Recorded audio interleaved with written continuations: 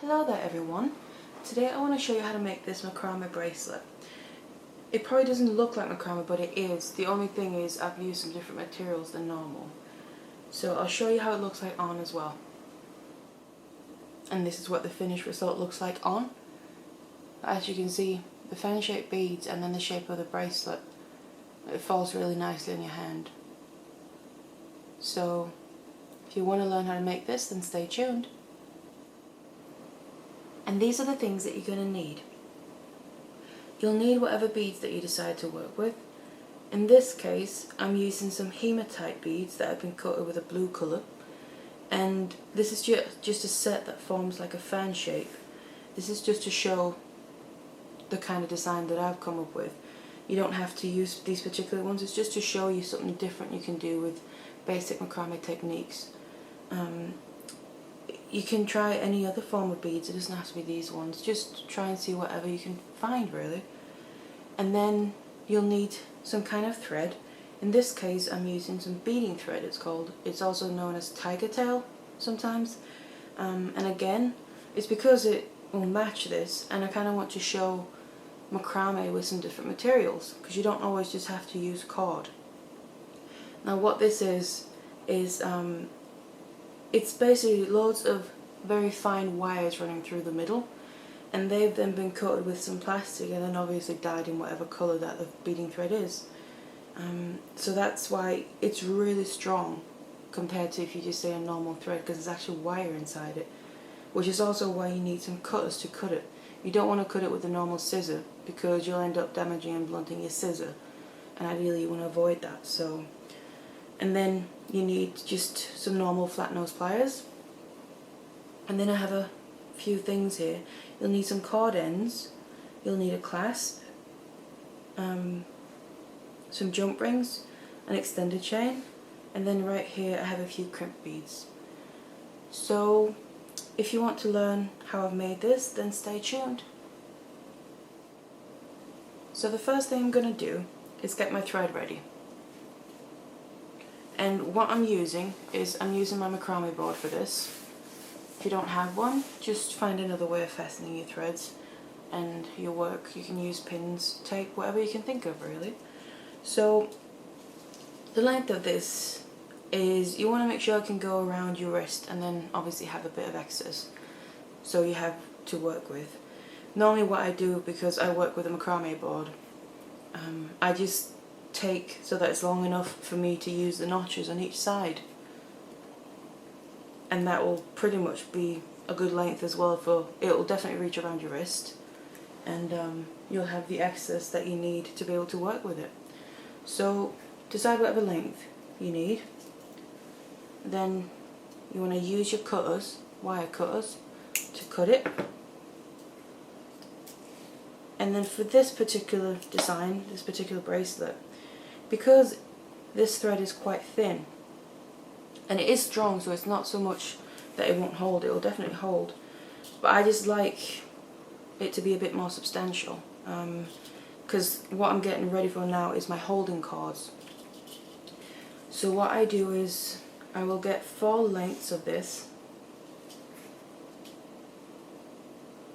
the same length,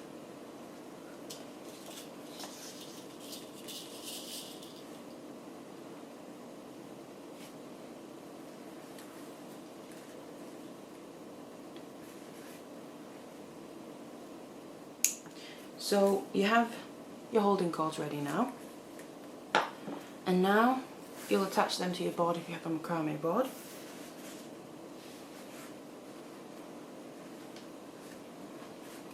So I just take it,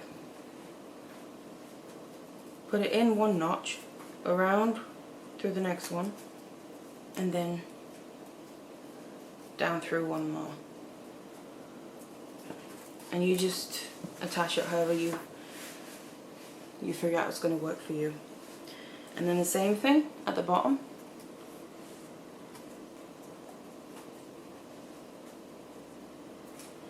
And my cords are now attached to my board.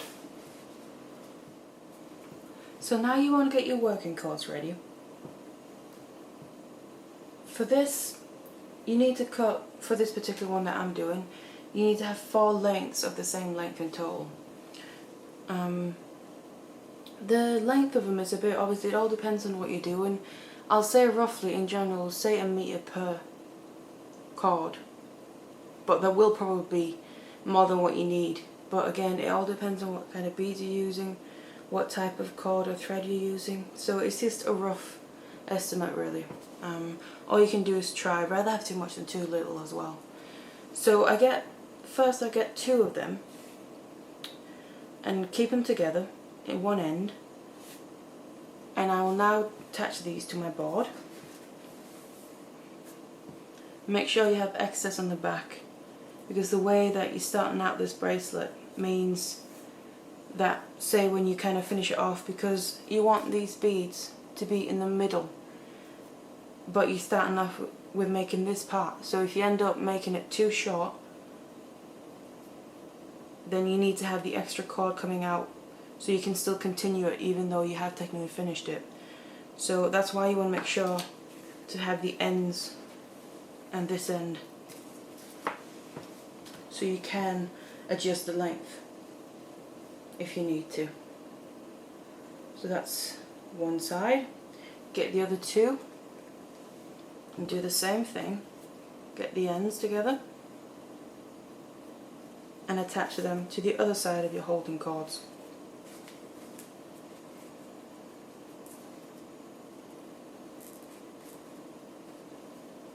Like so, and they won't go anywhere now. And the reason that I'm doing this again, I'm using 4 working cords in total, but 2 on each side. I'm not going to do anything fancy. All I'm going to do is pretend that both of these 2 are one and continue to work with them together. It's just to give it a little bit more structure and substance really, because it is quite fine, this. So that's the only reason. So now what you want to start doing is you want to start off the bracelet by just making square knots, because that's going to be one side of it. Now you'll find if you're using, say, this material, the tiger tail beading thread, it will be a little bit more fiddly than, say, satin cord or something, because they do have a bit of mind of their own, purely because there's wire running through. But just take your time and don't get too frustrated, it'll work out fine. So whatever side you want to start from, it doesn't matter. I always seem to start from the left for some reason. And then you just want to start off by making square knots. And like I said, you're just using the threads like they were one thread. So you just want to always do the same thing with them. Never split them up. So that's 1/2 of square knot. You tighten that. And then you want to make the other half of it. So you start on the opposite side that you just did.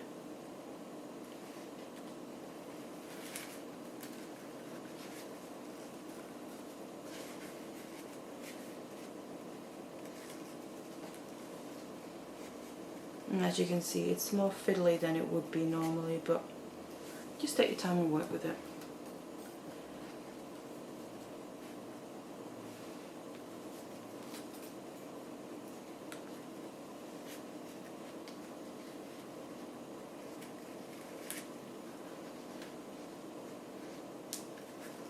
And you'll probably often find that, like what mine are doing, that you kind of tighten them unequally, or you just want to make sure that before you tighten the very last time that they are equal. Otherwise you'll end up getting it quite uneven.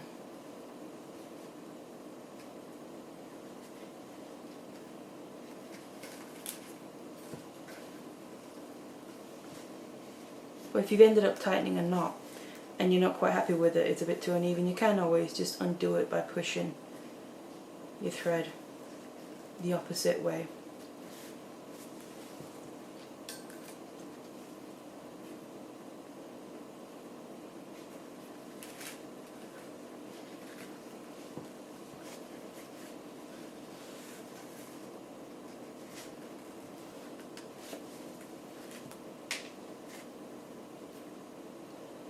And you just keep making your square knots for now.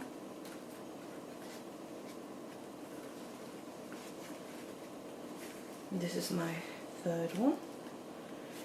So just keep doing however many square knots that you decide to do until you want to start adding the beads, and then I'll meet you back here when you're done with that. So you've now reached the point where you want to start adding the beads. The section that you've made here is going to be like the back and the side of your bracelet. In my case, I've done 15 square knots in total, but obviously it all depends on the design you're doing and what materials you use and stuff. So to start adding the beads, what I do for this particular one is I get my working cords from the one side. I'm just doing it from the right side, it doesn't really matter. And then I have my beads laid out here, ready. So I'll grab the first one, make sure you do them in order if you're doing like a design like this. And what you want to do then is thread it on. Make sure you do it the right way, so just check. If you want it to lay like this, you obviously have to make your threads come in through that way. So just make sure to double check that. Otherwise, if it's wrong when you get it all the way down, you discover it's wrong, obviously just take it off again and re-thread it. So you put your bead on, pull it all the way down to there, and that's going to be your very first bead. So, and all you do now to basically fasten this in and get ready for the next bead is you just make another square knot, just like you were doing before. Still with both strands at a time on both sides. And again, before you tighten it completely, just make sure all the strands are equal. And then you tighten it.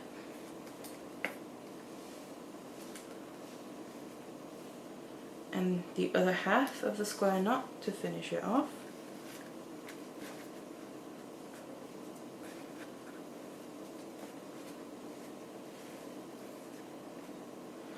And then you can always just go in and tighten the first one again, just to make sure that it's right where you want it to be. And now you've done the second half of the square knot, that will definitely hold it in place. So that's the first one. I'm taking my next one. As like I mentioned, this is just the design that I'm doing with these type of beads. It's just to try and give you an idea of the different things that you can do with the basic macrame techniques. You could also alternate which side you put your beads on, whatever you can think of really. It's just let your imagination loose. So the next bead is ready. You make another square knot underneath that.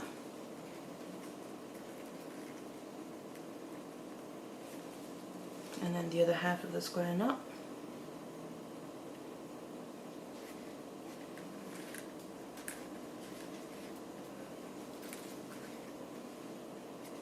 And just make sure to tighten the first knot first.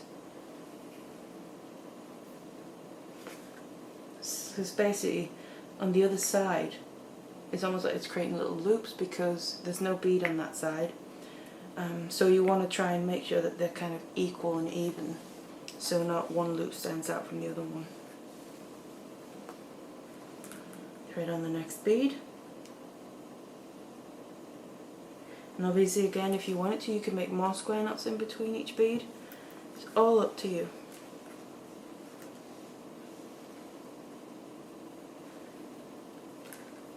Make the next square knot.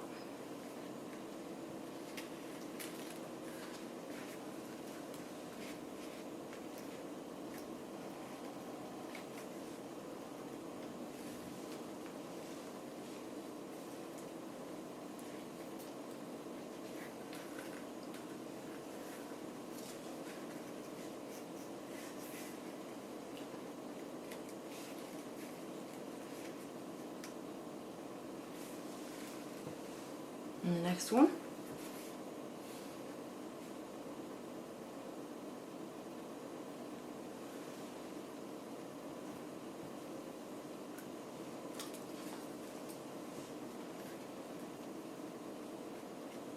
And you just continue like this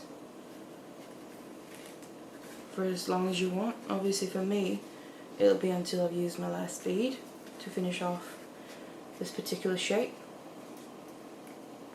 But it could also be fun to try something like, try using maybe some nuggets or chips shaped beads. Anything you can think of really. Just give it a go. If you don't like it, you can always undo it and try again. So there you go, just continue, and then I'll just show you how to continue from there. So I've now finished adding all my beads. So again, now I just go back to making regular square knots without adding any beads, just like I did in the beginning. And continue to use 2 strands as one working cord.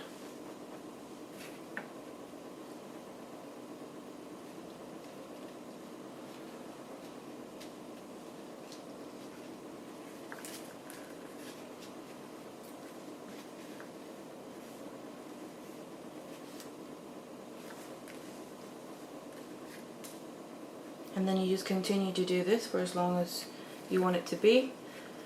The only thing I like to make sure of, kind of like I mentioned in the beginning, is this side of my beads, I want to have the equal length as the other side. So you want to make sure to make the same amount of square knots.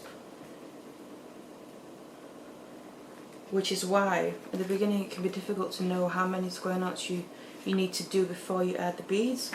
Which is why you want to leave the ends loose in the beginning, so you can make some more square knots if you need to.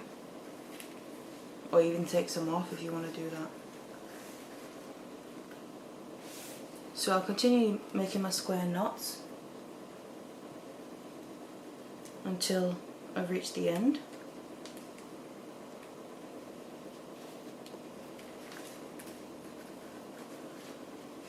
And then I'll show you where we go from there. So I've now reached the length that I want my bracelet to be. And I've made sure that my beads are in the center and I have an equal length on each side. So what I'm going to do now is detach this from my board, because it's all finished now with the knotting and macrame, and it's not going to come undone or go anywhere.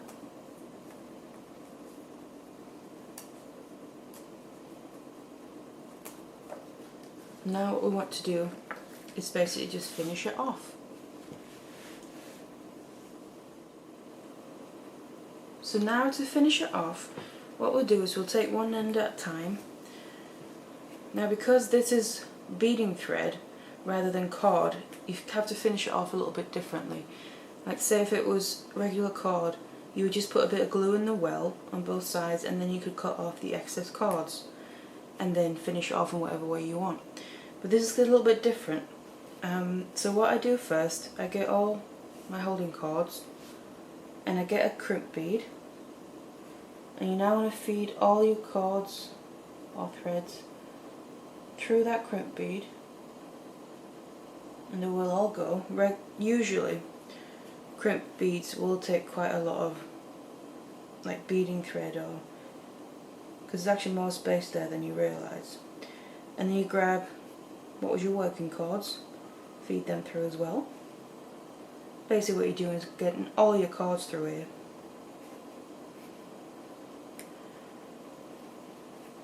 And then just the ones from the other side. Now this is where it might start getting a bit tight, because we are feeding 8 strands through, which is just pushing it. But it will work.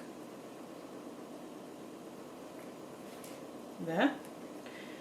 And now you want to just get this crimp bead all the way down. Sometimes you'll have to pull some of the strands a bit individually, work it down.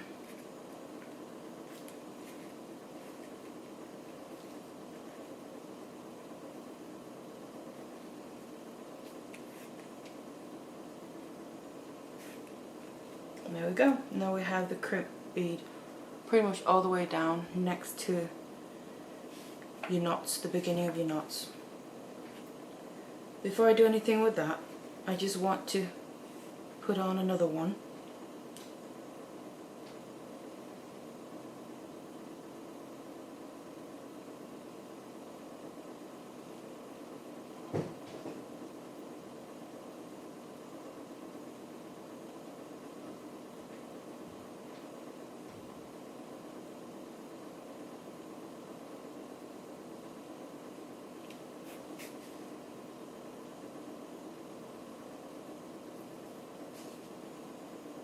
again, get all your threads through.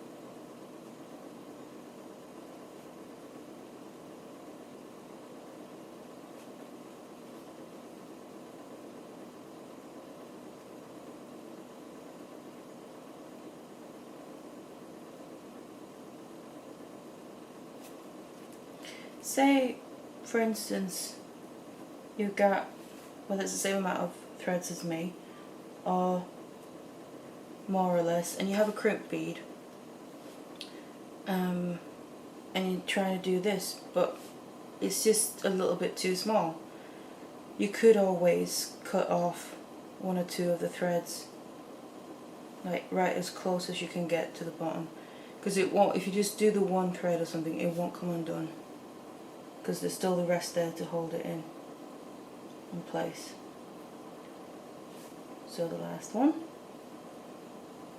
the most difficult one.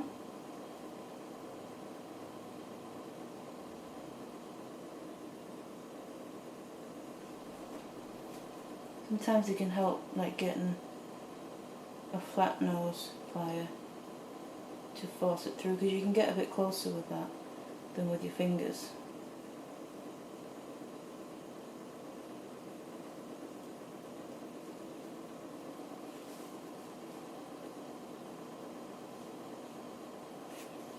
Actually, the end has been bent a bit, so I'll just cut that off. Remember to use the actual wire cutters for that.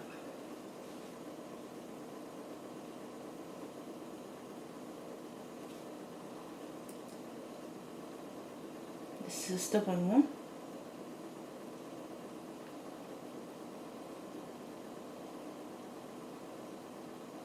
There we go.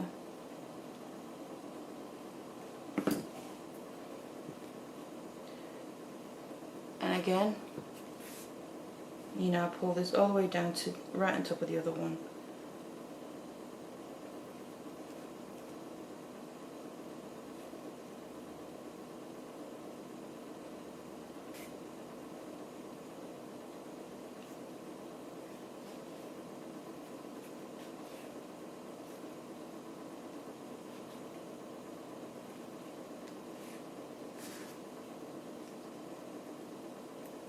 Again, with something like this, because it's beading thread like this, you can use your pliers, because you can get much better grip of them than you can with your fingers to help pull them through.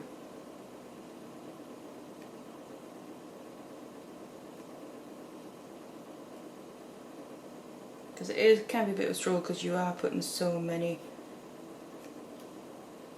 threads through here.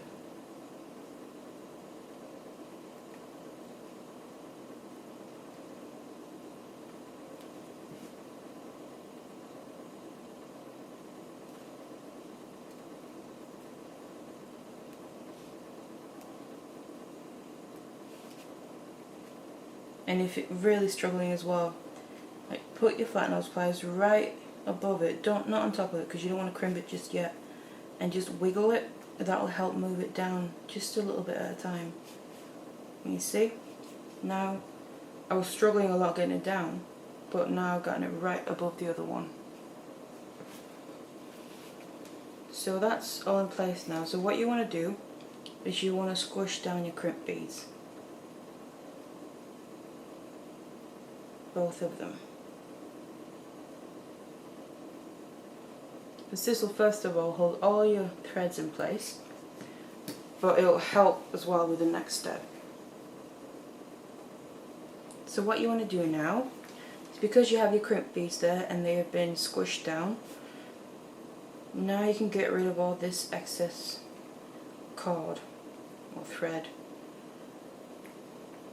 Again, remember to use your wire cutters. Now this is what you're left with. now what you want to do to finish it off is you want to put a card end on this, but before you do that, what I normally do is I get some glue out. For this I usually use E6000 because it's a really strong glue. All you want to do is just cover this end a little bit.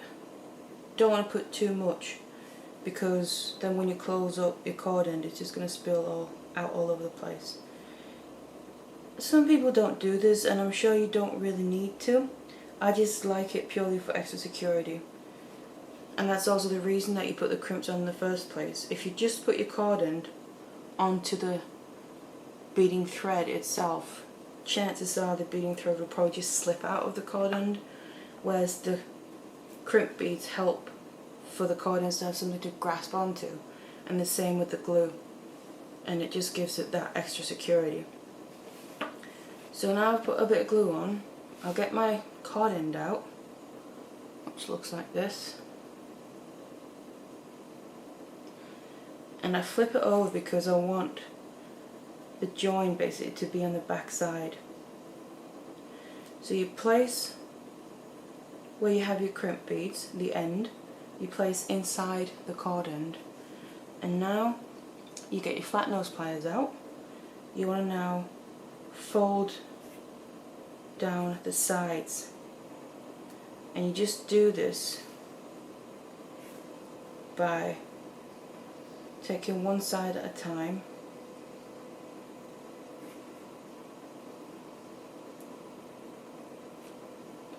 and that gradually squish it down.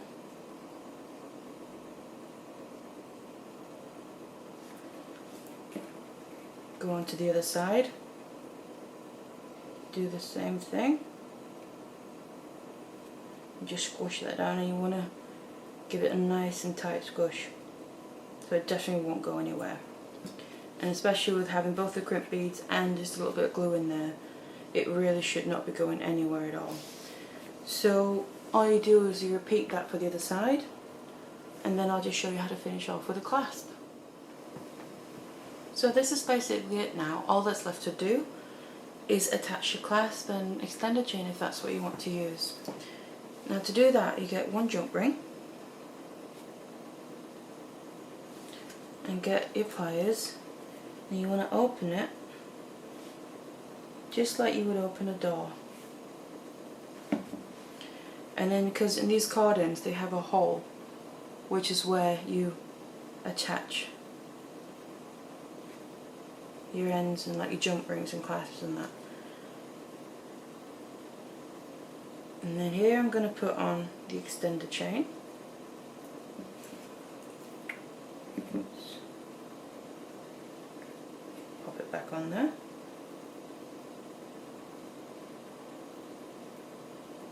And then close the jump ring back up.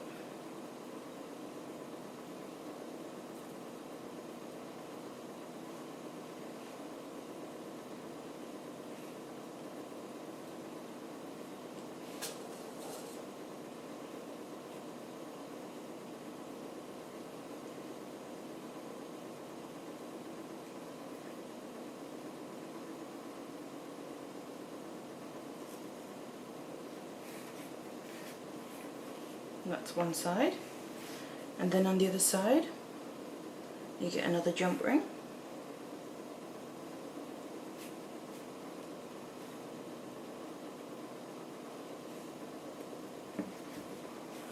and just put the other end of the bracelet in, and then you get your clasp.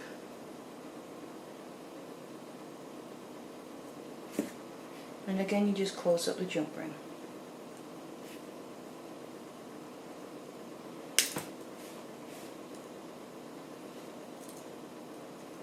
This is the thing, once you've put stuff in there to close it back up, it gets a bit more difficult because it's more full, so there's less space for your pliers.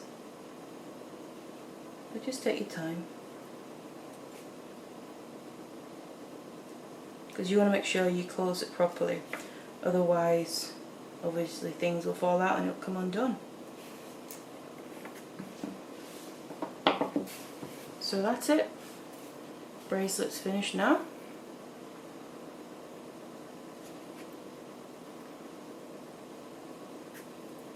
it works just like any other bracelet. All that's left to do now is put it on. So that's all there is to it. So I hope you enjoyed that, and then thank you for watching.